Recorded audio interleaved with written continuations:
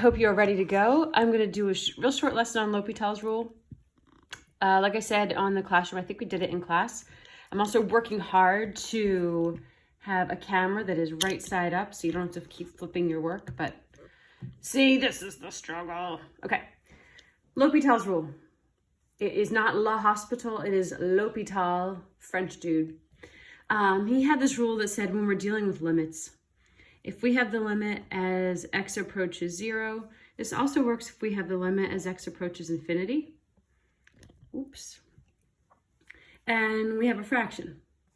And whatever we have up here, let's just say this is f of x, this is g of x. Same thing here, let's just say just some f of x, some g of x. If I want to take a limit of something, the first thing I would do is plug in 0. Well, if I plug in 0 to the top and the bottom, and I end up getting 0 on the top and 0 on the bottom, or with infinity, I end up getting infinity on the top and infinity on the bottom, there is a rule called L'Hopital's rule that says when this happens, this little thing, 0 over 0, infinity over infinity, these are both called an indeterminate form.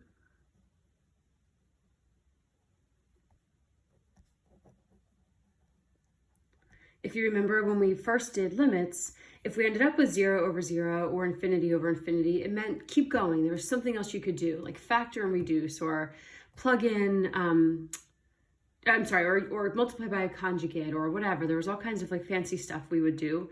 Well, L'Hopital's rule makes it so we don't have to do all of that. L'Hopital's rule says if we get 0 over 0 or infinity over infinity, this indeterminate form when we're doing a limit, instead of having to be so tricky with our algebra, we can rewrite this limit.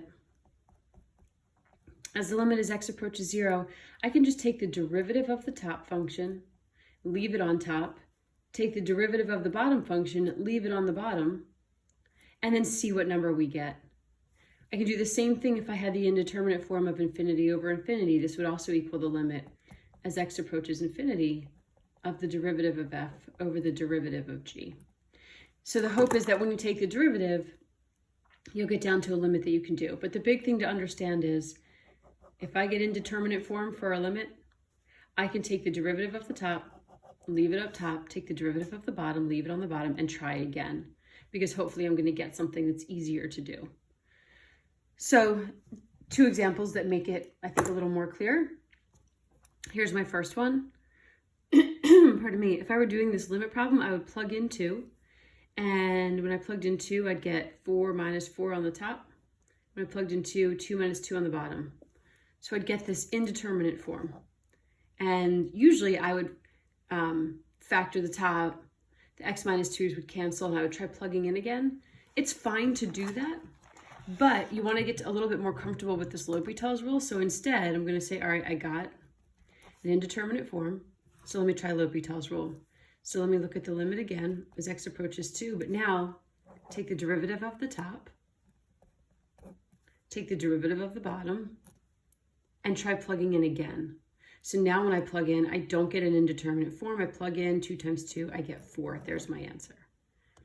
It's the same thing I would have gotten if I did factor and reduce. So if I did x minus 2, x plus 2 over x minus 2, oops, sorry. And my x minus 2's canceled, I'd be looking at the limit as x approaches 2 of x plus 2, and I could plug in and still get 4. I don't know which way you would think is easier, but L'Hopital's rule is going to help you do some problems that are not so easy to factor and reduce or multiply by a conjugate or whatever. So an example that L'Hopital's rule is really helpful and basically necessary is one like this, without having to do something really complicated. So if I plug in 0 for this, the sine of 5 times 0, so the sine of 0, well, that's 0. Plug in 0 for the bottom, I get 0. You do have to do the first step of just plugging in to make sure you get 0 over 0 or infinity over infinity, because otherwise you really don't know if you should use L'Hopital's rule or not. L'Hopital's rule only works with that indeterminate form. So, okay, so I got 0 over 0, so I'm going to use LHOP, L'Hopital's rule. So I'm going to take the derivative of the top. The derivative of the sine of 5x is the cosine of 5x times 5. The derivative of the bottom is 1. And I'm going to try plugging in again. So plug in 0. I would get the cosine of 5 times 0 times 5 over 1. So the cosine of 0 is 1. I get 5. And that's my answer. Oh my gosh. See this video. Whatever. Anyway, I got the cosine of 5 times 0, blah, blah, blah. The cosine of 0 is 1. I got 5. So there's L'Hopital's rule. Easy peasy, lemon squeezy. But there's more derivative work to do today, so don't forget to do the circuit. And yeah, buckle up. Here we go.